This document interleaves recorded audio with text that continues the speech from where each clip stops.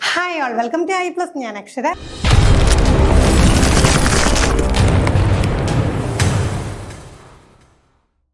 ഇന്ന് നമ്മൾ cadet എക്സാമിനേഷനും seated എക്സാമിനേഷനും common ആയിട്ടുള്ള സോഷ്യൽ പെഡഗോജി ക്വസ്റ്റ്യൻസ് ആണ് ഡിസ്കസ് ചെയ്യാനായിട്ട് പോകുന്നത്. സോഷ്യൽ പെഡഗോജി എന്ന് പറയുമ്പോൾ സയൻസ് ആൻഡ് മാത്സ് ബാക്ക്ഗ്രൗണ്ട് എടുത്ത ഞാനിത് കാണണോ വീഡിയോ എന്നുള്ള ഡൗട്ടൊന്നും വേണ്ട. പെഡഗോജി എന്ന് പറയുമ്പോഴത്തേക്ക് നമുക്ക് എന്താണ് എല്ലാ മേഖലയിലും ആപ്ലിക്കബിൾ ആണ്. ഇതേ സംഗതി തന്നെ അവർ എന്ത് ചെയ്യും, ഇതേ കൺസെപ്റ്റ് എടുത്ത് അവർ അങ്ങോട്ടും ഇങ്ങോട്ടും ക്വാളിഫയിങ് ടെസ്റ്റുകളിൽ ക്വസ്റ്റ്യൻസ് ആക്കാറുണ്ട്. അതുകൊണ്ട് എല്ലാവർക്കും യൂസ്ഫുൾ ആകുന്ന വീഡിയോ ആണ്. തീർച്ചയായിട്ടും 5 ചോദ്യങ്ങളാണ് നമ്മൾ ഡിസ്കസ് ചെയ്യാൻ പോകുന്നത്. അവിടെ നിങ്ങൾ എന്ത് ചെയ്യുക, എത്ര ചോദ്യങ്ങൾ ഉത്തരം കണ്ടെത്താൻ സാധിച്ചുവെന്ന് കമന്റ് ചെയ്യുക. ആദ്യത്തെ ചോദ്യത്തിലേക്ക് കടക്കാം. Which of the following is important for social science teachers classroom practice for developing critical thinking skills in students? അപ്പോൾ സോഷ്യൽ സയൻസ് എന്ന് പറഞ്ഞുകൊണ്ട് എടുത്ത് ചോദിച്ചുകൊണ്ടാണ്. ഈ സോഷ്യൽ സയൻസ് മാറ്റി സയൻസ് എന്നാക്കിയാലും മാത്സ് എന്നാക്കിയാലും ചോദ്യത്തിന് മാറ്റമൊന്നും വരാൻ പോകുന്നില്ല. അതുകൊണ്ടാണ് ഞാൻ പറഞ്ഞത് എല്ലാവർക്കും യൂസ്ഫുൾ ആണെന്ന്. Classroom practice for developing critical thinking skills in students. കുട്ടികളിൽ ക്രിട്ടിക്കൽ തിങ്കിങ് ഡെവലപ്പ് ചെയ്യാനായിട്ട് എന്തൊക്കെയാണ് ചെയ്യേണ്ടത്? Asking probing questions, asking students to reflect, asking students to accept the given statement, providing students with multiple perspectives. അപ്പം നമുക്ക് മനസ്സിലാക്കാം ഏത് option നോക്കിയാലും A B and C, A B and D, B C and D, A C and D. അപ്പോൾ എന്താണ്, 3 എണ്ണവേ applicable ആവത്തുള്ളൂ. ഏതോ ഒരെണ്ണത്തെ നമ്മൾ എന്താണ് എലിമിനേറ്റ് ചെയ്ത് കളയണം. അപ്പോൾ ആ ഒരു എലിമിനേഷൻ ഒരു ആളെന്താണ് ഓഡ് വൺ ഔട്ടാണ്. ആരാണ് ആ odd one out? Probing questions. കുട്ടികൾ പ്രോബിംഗ് ക്വസ്റ്റ്യൻസ് ചോദിക്കുന്നത് തീർച്ചയായിട്ടും ക്രിട്ടിക്കൽ തിങ്കിങ് ഡെവലപ്പ് ചെയ്യാൻ ആവശ്യമാണ്. ആസ്കിംഗ് സ്റ്റുഡൻസ് ടു റിഫ്ലക്ട്, അവർ കാര്യങ്ങൾ റിഫ്ലക്ട് ചെയ്യേണ്ടത് ആവശ്യമാണ്. Providing students with multiple perspectives, ഒരു കാര്യത്തെ ഒരേ രീതിയിൽ നോക്കിക്കാണുന്ന പല പല രീതിയിൽ നോക്കിക്കാണാൻ അവരോട് പറയുന്നതും ആവശ്യമാണ്. പക്ഷേ എന്താവശ്യമില്ല, asking students to accept the given statement. Teacher എന്ത് പറയുന്നു അതങ്ങ് അക്സെപ്റ്റ് ചെയ്തോണം എന്ന് പറയുന്നത് എന്താണ്, ഒരിക്കലും ശരിയല്ല. നമ്മുടെ പുതിയ പഠന രീതിയിൽ എന്താണ്, ഒരിക്കലും ടീച്ചർ സെൻട്രിക് അല്ലല്ലോ. അപ്പോൾ ടീച്ചർ എന്താണ്, ജസ്റ്റ് ഒരു ഹെൽപ്പ് ചെയ്യുക, അല്ലേ, ഗൈഡ് ആവുക, മെന്റർ ആവുക, സ്കഫോൾഡർ ആവുക, ഫെസിലിറ്റേറ്റർ ആവുക, ഇതൊക്കെയാണ് ടീച്ചർ ചെയ്യേണ്ടത്. അല്ല ടീച്ചർ എന്ത് പറയുന്നത് അതുപോലെ മനസ്സിലാക്കിക്കോണം, അതുപോലെ പഠിച്ചോണം, ചോദ്യം ചെയ്യാൻ പാടില്ല എന്ന് പറയാൻ ടീച്ചർ അതോറിറ്റേറിയൻ ഫിഗർ അല്ല. അപ്പൊ നമുക്ക് ഓപ്ഷൻസ് നോക്കാം. എയും ബിയും ഡിയും ഉള്ള ഓപ്ഷൻ ഉണ്ടോ എന്ന് നോക്കാം. തീർച്ചയായിട്ടും ഉണ്ട്, എ ബി ആൻഡ് ഡി ആണ്. Asking students to accept the given statement എന്നുള്ളത് തെറ്റായിട്ടുള്ള സ്റ്റേറ്റ്മെന്റ് ആണ്. അടുത്ത ചോദ്യം, which would be the best teaching pedagogy to understand the trends in poverty in Indian states and union territories? അപ്പൊ നമ്മളൊരു സംഗതി പറയുവാണ്, എന്താണ് poverty in Indian States and union territories. ഇതിലെ സംസ്ഥാനങ്ങളിലെയും കേന്ദ്രഭരണ പ്രദേശങ്ങളിലെയും പോവർട്ടിയെ കുറിച്ച് മനസ്സിലാക്കാനായിട്ട് ഏറ്റവും ബെസ്റ്റ് ടീച്ചിങ് മെത്തേഡ് ഏതാണ്? Brain storming, field trip, debate, secondary data analysis. Brain storming എന്ന് പറഞ്ഞു കഴിഞ്ഞാൽ എന്താണ്, നമ്മൾ പറയും ഒരു പെർട്ടിക്കുലർ ടോപ്പിക്ക് പറയുമ്പോൾ അതുമായിട്ട് ബന്ധപ്പെട്ട കുറേ കൺസെപ്റ്റുകൾ കാണും. ഓരോ കൺസെപ്റ്റുകളും പറഞ്ഞ് അങ്ങനെ ഇപ്പോൾ പൊല്യൂഷൻ എന്ന് പറയുമ്പോൾ ബ്രെയിൻ സ്റ്റോം ചെയ്യാം.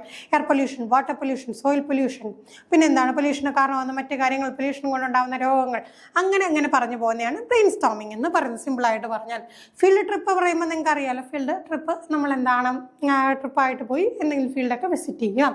അടുത്ത ഡിബേറ്റ് നമുക്കറിയാലോ, ഒരു കൂട്ടർ ആ ടോപ്പിക്കിന് ഫോറായിട്ടും ഒരു കൂട്ടർ എന്ത് ചെയ്യണം, എഗെയിൻസ്റ്റ് ആയിട്ടും സംസാരിക്കണം.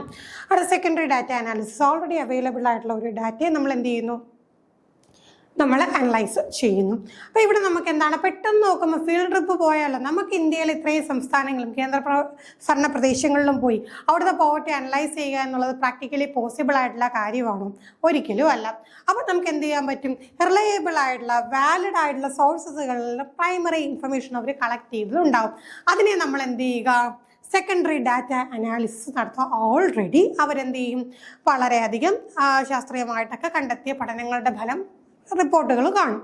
ആ റിപ്പോർട്ടുകൾ എടുത്തിട്ട് നമ്മൾ എന്ത് ചെയ്യുക, അതിനെ ഒന്ന് അനലൈസ് ചെയ്യാം. സെക്കൻഡറി ഡാറ്റ അനാലിസിസ് നമുക്ക് ഒരു എന്താണ് ടീച്ചിങ് പെഡഗോജി എന്താണ് നമ്മൾ യൂസ് ചെയ്യുന്ന ഒരു സംഗതിയാണ്. അപ്പം നമുക്ക് എന്താണ് ഈ പറയുന്ന ഫീൽഡ് ട്രിപ്പ് ഒന്നും പോകേണ്ട കാര്യമില്ല. ഡിബേറ്റും ബ്രെയിൻ സ്റ്റോമിങ് വരില്ല എന്ന് നിങ്ങൾക്ക് ആദ്യം തന്നെ മനസ്സിലായി. ഫീൽഡ് ട്രിപ്പ് ഒരു സംശയം വന്നേക്കാം, വരണ്ട. കാരണം എന്താണ്, നമുക്ക് ഇത്ര സ്ഥലത്ത് പോയിട്ട് വരാനുള്ള നേരമില്ല, അതിൻ്റെ ആവശ്യമില്ല. നമുക്ക് എന്ത് ചെയ്യാൻ പറ്റും, ഓൾറെഡി ഡാറ്റ ഉണ്ട്. പ്രൈമറി ആൻഡ് സെക്കൻഡറി ഡാറ്റ എന്നുള്ള കൺസെപ്റ്റാണ് ഇവിടെ നിങ്ങൾ മനസ്സിലാക്കേണ്ടത്. നമ്മൾ നേരിട്ട് പോയി ഡാറ്റ കളക്ട് ചെയ്യുകയാണെങ്കിൽ അത് പ്രൈമറി ഡാറ്റയാണ്. എന്നാൽ മറ്റുള്ളവർ കളക്ട് ചെയ്ത ഡാറ്റ നമ്മൾ അതിനെ യൂസ് ചെയ്യുകയാണെങ്കിൽ അത് സെക്കൻഡറി ഡാറ്റയാണ്. അപ്പോൾ ഇത്രയധികം എന്താണ് ടെക്നോളജിയും ഇന്റർനെറ്റും ഒക്കെ ഇത്രയധികം വികസിച്ച സമയത്ത് നമുക്ക് ഡാറ്റ കളക്ഷനൊക്കെ എന്താണ് ഈ രീതിയിൽ പ്രൈമറി ഡാറ്റ കിട്ടിയിട്ട് അതിനെ എടുത്ത് സെക്കൻഡറി അനാലിസിസ് നടത്തുക എന്നത് അത്ര ബുദ്ധിമുട്ടുള്ള കാര്യമല്ല. അടുത്ത ചോദ്യം, which of the following questions assess the evaluate aspect of cognitive process? നോക്കിക്കേ, evaluate aspect of cognitive process, അതുമായിട്ട് ബന്ധപ്പെട്ട് ഇവാലുവേറ്റ് എന്ന് പറയുന്ന സംഗതിയായിട്ട് ബന്ധപ്പെട്ട് വരുന്നത് ഇതിൽ ഏതൊക്കെയെന്ന് നോക്കാം. List 3 schemes that aim to improve the poor in India. Describe the process involved in the implementation of MNREGA. Samagra Shiksha Abhiyan help in quality improvement of learning levels in India. Provide 3 points in favor of this statement. The process of industrialization in India since 1991 has led to pollution. Appraise the statement. ഇവിടേക്ക് എന്താണ് evaluate ചെയ്യാനായിട്ടുള്ള ചോദ്യങ്ങൾ ഏതൊക്കെയെന്നാണ് നമുക്ക് ഒന്നും കൂടെ ഉണ്ട്. Government has the responsibility to ensure fundamental rights of it citizens justify. അപ്പോൾ 5 statement ആണ്. നമ്മൾ ഇവിടെ ഒരു കാര്യം മാത്രം നോക്കിയാൽ മതി, ഇവാലുവേഷൻ ചെയ്യുന്ന ഇതിൽ എവിടെയൊക്കെയാണ് നമ്മൾ ഇവാലുവേഷൻ ചെയ്യുന്നത്. ഓപ്ഷൻ നമുക്ക് നോക്കാം. A, B, C and D, A, C, D and E, B, C and D, C, D and E. നമുക്ക് എന്താ ആൻസർ വരിക? C, D and E മാത്രമേ ആൻസർ വരൂ. കാര്യം എന്താണെന്ന് നോക്കാം. ലിസ്റ്റ് 3 സ്കീംസ് അവിടെ നമ്മൾ ഇവാലുവേറ്റ് ചെയ്യുന്നില്ല. ഇവിടെ പ്രോസസ്സ് എന്തൊക്കെയാണ്, MNREGA ആയിട്ട് ബന്ധപ്പെട്ട പ്രോസസ്സ് എന്തൊക്കെയാണ്, അവിടെ നമ്മൾ ഇവാലുവേറ്റ് ചെയ്യുന്നില്ല. നമുക്ക് എങ്ങനെ കണ്ടെത്താൻ പറ്റും ഇവാലുവേഷൻ വരുന്നുണ്ടെന്ന്? ഈ ഒരു കാര്യം നോക്കിയാൽ മതി. 2ാം സ്റ്റേറ്റ്മെന്റ് പ്രൊവൈഡ് 3 പോയിന്റ്സ്. അടുത്ത നോക്കി അപ്രൈസ് ദ സ്റ്റേറ്റ്മെന്റ്. 1 എന്താ പ്രൊവൈഡ് 3 പോയിന്റ്സ്, 2 എന്താണ് അപ്രൈസ് ദ സ്റ്റേറ്റ്മെന്റ്, 3 ജസ്റ്റിഫൈ. ഈ 3 വാക്കുകൾ കണ്ടില്ലേ? അപ്പൊ തന്നെ നമുക്ക് എന്താണ് മനസ്സിലായി, നമ്മൾ എന്തോ എക്സ്ട്രാ ചെയ്യാനുണ്ട്, എന്താണ് ഇവാലുവേറ്റ് ചെയ്യാനുണ്ട് എന്ന് നമുക്ക് അവിടെ നിന്ന് മനസ്സിലാക്കാം. ഡയറക്റ്റ് ആയിട്ട് കാര്യങ്ങൾ പറയുകയല്ല, നമ്മൾ എക്സ്ട്രാ ആയിട്ട് എന്താണ് ഇവാലുവേറ്റ് ചെയ്യുന്നുണ്ടെന്ന് മനസ്സിലാക്കാം. അപ്പൊ അവിടെ എന്ത് ചെയ്തു, ഈ 3 കാര്യങ്ങൾ. അപ്പൊ ടേംസ് ഒന്നുകൂടെ നോക്കിക്കേ. ഇവിടെ ലിസ്റ്റ് ചെയ്യാനാണ്, ഇവിടെ ഡിസ്ക്രൈബ് ചെയ്യാനാണ്. അത് നമുക്ക് വേണ്ട. 3 പോയിന്റ്സ് പ്രൊവൈഡ് ചെയ്യുക, സ്റ്റേറ്റ്മെന്റ് അപ്രൈസ് ചെയ്യുക, ഇവിടെ എന്താണ് ജസ്റ്റിഫൈ ചെയ്യുക. അപ്പോൾ അവിടെ കുറച്ചുകൂടെ ഹയർ ലെവൽ, ക്രിട്ടിക്കൽ തിങ്കിങ്ങിൽ ഹയർ ലെവലായിട്ട് നമ്മൾ എന്ത് ചെയ്യുന്നു, ഇവാലുവേറ്റ് ചെയ്യുന്നു. അപ്പോൾ അതാണ് നമുക്ക് ആൻസർ വരിക. അടുത്ത ചോദ്യം, which of the following statements accurately reflect the concept of plurality in social science curriculum? Choose the correct option. Social science കരിക്കുലത്തിലെ പ്ലൂറലിറ്റി എപ്പോഴും എന്താണ്, ഒരൊറ്റ കാര്യം മാത്രം, ഒന്നിൽ മാത്രം ഊന്നി, അങ്ങനെയല്ല, പ്ലൂറൽ ആയിട്ടുള്ള, അതായത് സംഗതി എന്താണ്, നമ്മളീ പറഞ്ഞ ഡൈവേഴ്സിറ്റി തന്നെ. ഡൈവേഴ്സിറ്റി എങ്ങനെയാണ് സോഷ്യൽ സയൻസ് കരിക്കുലത്തിൽ വരുന്നത്?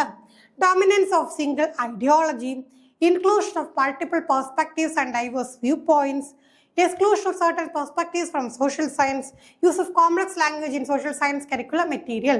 അപ്പോൾ ഇവിടെയൊക്കെ എന്താണ്, നമ്മൾ ബേസിക് ആയിട്ടുള്ള നമ്മുടെ പെഡഗോജിയിൽ ലോജിക് ഉപയോഗിച്ച് ചിന്തിച്ചാൽ മാത്രം മതി. സയൻസോ സോഷ്യലോ മാത്സോ ഒന്നും ഇവിടെ നമ്മൾ ചിന്തിക്കേണ്ട കാര്യമില്ല. നോക്കിക്കേ, ഇവിടെ നമ്മൾ പ്ലൂറലിറ്റി എന്ന് പറയുമ്പോൾ ഒരിക്കലും അവിടെ എന്താണ് സിംഗിൾ ഐഡിയോളജി ഡൊമിനേറ്റ് ചെയ്യില്ല, ഉറപ്പാണ്. സർട്ടൻ പെർസ്പെക്റ്റീവ്സിനെ ചിലവരെ നമ്മൾ എക്സ്ക്ലൂഡ് ചെയ്യുന്നു എന്ന് പറഞ്ഞാലും അവിടെ പ്ലൂറലിറ്റി വരില്ല. പിന്നെ നമ്മൾ എന്താണ് കോംപ്ലക്സ് ലാംഗ്വേജ് ഉപയോഗിക്കുന്നു എന്ന് പറഞ്ഞാൽ അതും വരില്ല. പിന്നെ നമുക്ക് എന്താ വരിക, inclusion of multiple perspectives and diverse viewpoints. Multiple ആയിട്ടുള്ള പെർസ്പെക്റ്റീവുകളും ഡൈവേഴ്സ് ആയിട്ടുള്ള വ്യൂ പോയിന്റുകളും കൊണ്ടുവരുമ്പോഴാണ് നമുക്ക് എന്ത് കാണാൻ കഴിയുക, ഈ പറയുന്ന പോലെ പ്ലൂറലിറ്റി കാണാനായിട്ട് സാധിക്കുക. ഓക്കെ, അടുത്ത ചോദ്യം. A teacher wants students to understand the functioning of governmental bodies like village panchayat. Which of the following source of data collection will provide first-hand and authentic information? നമുക്ക് ഇവിടെ എന്താണ് ടീച്ചർ പറയുന്നതെന്ന് വെച്ച് കഴിഞ്ഞാൽ ഗവൺമെന്റൽ ബോഡീസ്, വില്ലേജ് പഞ്ചായത്ത് പോലെയുള്ള ഗവൺമെന്റിന്റെ ബോഡീസിന്റെ functioning എങ്ങനെയെന്ന് അറിയണം. Which of the following source of data collection will provide first-hand and authentic information? First hand ആയിട്ടുള്ള authentic ആയിട്ടുള്ള ഇൻഫർമേഷൻ നമുക്ക് ഇവിടെ എന്താണ് ചെയ്യാൻ കഴിയുക? Text book, news paper article, field trip, biography. അപ്പോൾ നേരത്തെ നമ്മളൊരു ചോദ്യത്തിൽ പറഞ്ഞു അല്ലേ, primary data and secondary data എന്ന് പറഞ്ഞു. ഇവിടെ നമ്മൾ എന്താണ് ഇവിടെ എടുത്തു പറഞ്ഞിട്ടുണ്ട്, ഫസ്റ്റ് ഹാൻഡ് ആയിരിക്കണം, ഓതന്റിക് ആയിരിക്കണം എന്ന് പറയുമ്പോഴത്തേക്ക് തീർച്ചയായിട്ടും അവിടെ എന്താണ് ഫസ്റ്റ് ഹാൻഡ് എന്ന് പറയുമ്പോൾ എന്ത് ഡാറ്റയാണ്, പ്രൈമറി ആണോ സെക്കൻഡറി ആണോ? പ്രൈമറി ഡാറ്റയാണ് അല്ലേ.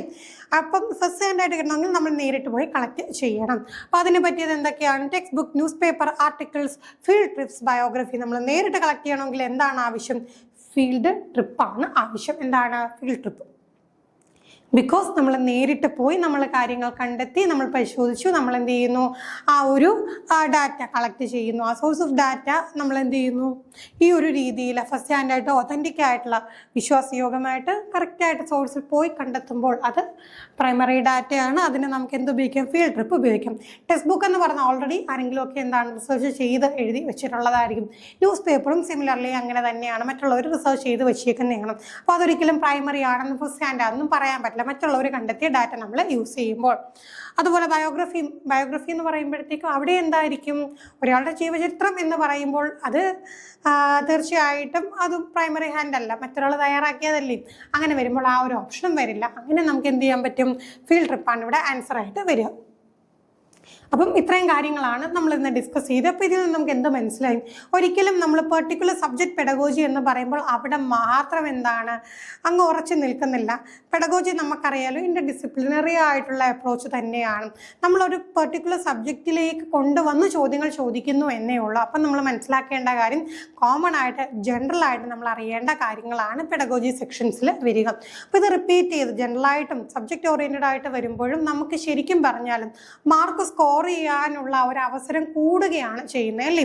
അപ്പോൾ വീണ്ടും എന്താണ് കൺസെപ്റ്റ് റിപ്പീറ്റ് ചെയ്യുമ്പോഴത്തേക്കും നമുക്ക് എന്താണ് കൺസെപ്റ്റ് അറിയാമെന്നുണ്ടെങ്കിൽ വീണ്ടും സ്കോർ കിട്ടും. അപ്പോൾ അതുകൊണ്ട് ഒരു കാരണവശാലും പെഡഗോജിയെ നിങ്ങൾ ഒഴിവാക്കാനായിട്ട് പാടില്ല. പ്രത്യേകിച്ച് എന്താണ് നമ്മൾ BEd TTC ബാക്ക്ഗ്രൗണ്ടിൽ നിന്ന് വരുന്ന ടീച്ചേഴ്സ് ആകുമ്പോൾ നമുക്ക് അത്രയധികം ഇമ്പോർട്ടൻ്റ് ആണല്ലേ. മാർക്ക് വാങ്ങാൻ വേണ്ടി മാത്രമല്ല, മാർക്ക് വാങ്ങാൻ പെഡഗോജി വേണം. പിന്നെ നമ്മൾ റിയൽ ലൈഫിൽ നമ്മുടെ മുൻപിൽ ഒരുപാട് വിദ്യാർത്ഥികൾ വരുമ്പോൾ നമുക്ക് അവിടെ എന്താണ് എങ്ങനെയാണ് പഠിപ്പിക്കേണ്ടത് എന്നതിനെക്കുറിച്ചുള്ള കൃത്യമായിട്ടുള്ള അവബോധം വേണമെങ്കിൽ പെഡഗോജിക്കൽ നോളജ് വളരെയധികം ആവശ്യമാണ്. അപ്പോൾ അത് അളക്കുന്ന തരത്തിലുള്ള ചോദ്യങ്ങൾ, പല രീതിയിൽ പല ടൈപ്പ് ചോദ്യങ്ങൾ നമ്മുടെ മുമ്പിൽ ചോദ്യപേപ്പറുകളിൽ പ്രത്യക്ഷപ്പെടും. അപ്പോൾ ഇതെല്ലാം എന്താണ് നമുക്ക് കണ്ടെത്താനായിട്ട് സാധിക്കണമെങ്കിൽ കൃത്യമായിട്ട് എന്ത് ചെയ്യണം, നമ്മൾ പഠിക്കണം അല്ലേ. അപ്പം ചില കാര്യങ്ങൾ നമുക്ക് ലോജിക്ക് ഉപയോഗിച്ച് കണ്ടെത്താമെങ്കിൽ പോലും ആ ഒരു ബേസ് ഉണ്ടാക്കിയെടുക്കുക വളരെ ഇമ്പോർട്ടൻ്റ് ആണ്. നമ്മുടെ I+ന്റെ ക്ലാസ്സുകളിലാണെങ്കിൽ വളരെ കൃത്യമായിട്ടാണ് ബേസ് എല്ലാം പ്രൊവൈഡ് ചെയ്യുന്നത്. അപ്പോൾ അത് വെച്ചുകൊണ്ട് നിങ്ങൾക്ക് തീർച്ചയായിട്ടും എന്ത് ചെയ്യാൻ പറ്റും, നല്ല രീതിയിൽ നമ്മുടെ ആ ഒരു സബ്ജക്റ്റ് കവർ ചെയ്യാനും അതുവഴി നല്ല സ്കോർ നേടാനായിട്ട് സാധിക്കും. നമ്മുടെ കോഴ്സിനെ കുറിച്ച് എന്തെങ്കിലുമൊക്കെ ഡീറ്റെയിൽസ് അറിയണമെങ്കിൽ തീർച്ചയായിട്ടും എന്ത് ചെയ്യുക, ബോർഡ് നമ്പറിൽ കോൺടാക്ട് ചെയ്യാം. മറ്റൊരു സെക്ഷനുമായി നമുക്ക് വീണ്ടും കാണാം. താങ്ക്